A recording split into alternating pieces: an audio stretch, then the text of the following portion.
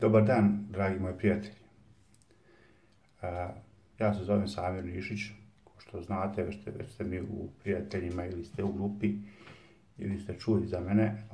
Ja ću danas pričat o bioenergiji, o liječenju bioenergiji, o nastanku bioenergije kao medicinske grane. Hajmo krenuti od početka. Bioenergija je energija, životna energija svih nas. Znači, biljaka i životinja i ljudi i svega. Bez te životne energije mi naravno da ne bi mogli živjeti. Najveći izvor te energije koja život znači je sunce, naravno, bez sunca ništa. Ali na planeti Zemlji najveći izvori su i zemlja i voda i drveće, jednostavno su jako veliki izvori energije koju mi koristimo kao ljudi i ne može se reći da koristimo mi njihovu energiju. Svako od nas ima svoju energiju, ali ujedno mi možemo koristiti resurse kao što su voda, vjetar, sunce, da se okoristimo tom energijom.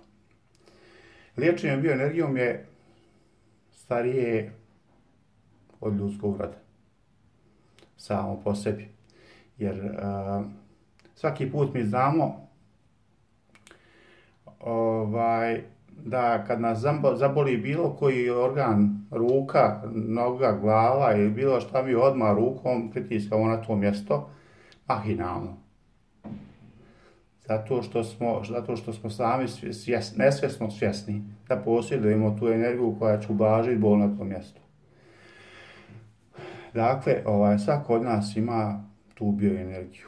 Razlika između običnih ljudi i bioterapeuta jeste ta što bioterapeuti mogu koristiti energiju iz okoline i usmjeravati je u pacijenta, na bolno mjesto, u bolesnog čovjeka, životinju.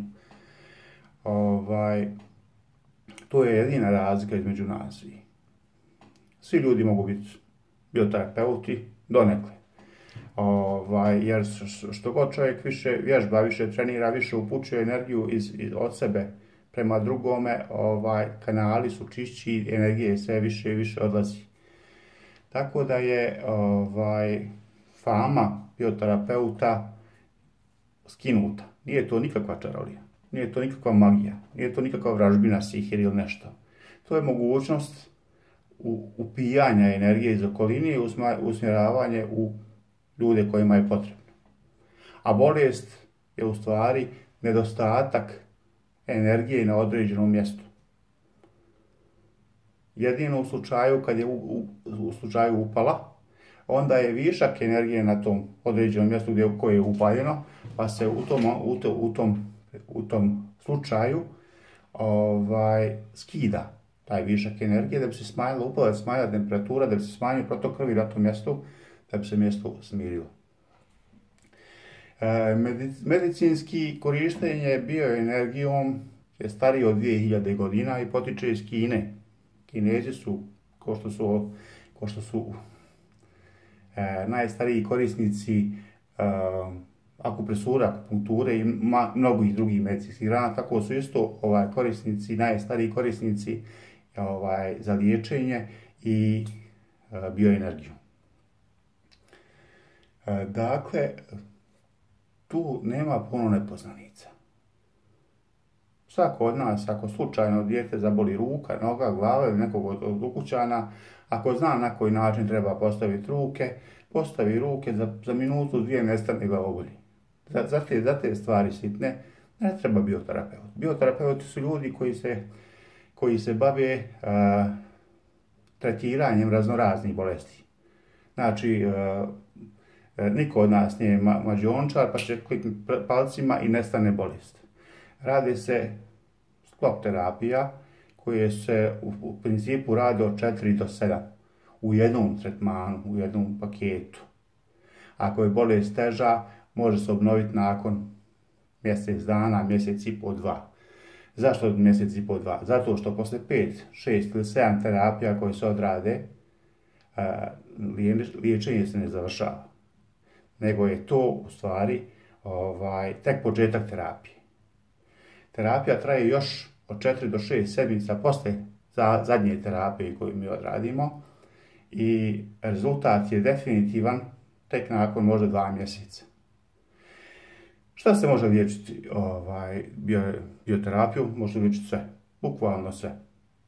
Nešto jako uspješno, momentalno nestaje bol ili neke stvari su kompleksnije, pa treba duži period liječenja. U principu od jedne terapije nema ništa. Jedna terapija ko ni jedna. Znači najmanje 4 ili 5 terapija se radi u jednom tretmanu i to je osnovica toga. Bioterapijom se podiže imunitet, što je jako, jako bitno za ljude sa slabim imunitetom, za ljude sa predoperativnom stanju, u postoperativnom stanju, u periodu kad se radi hemoterapije, ako čovjek ima kancer daleko bilo ili nešto, jako bitna stvar za podizanje imuniteta i energije u organizmu se rade bioterapije, koje su bez ikakvih loših posljedica. Znači ne postoje, kako to kažu doktori, ne postoje te kontraindikacije. Nema kontraindikacija. Od bioterapije se ne možeš predozirati, od bioterapije ne možeš se otrovati, od bioterapije ti ne može biti ništa loše, samo bolje. I nema pacijenta koji je otporan na bioterapiju, da kaže ne, to kod mene ne funkcioniše. Funkcioniše kod svakog. Neki su pacijenti senzibilni, osjete recimo u toku terapije strujanje, grijanje, hlađenje, grčenje mišića, osjećaj za plač, osjećaj za smijeh.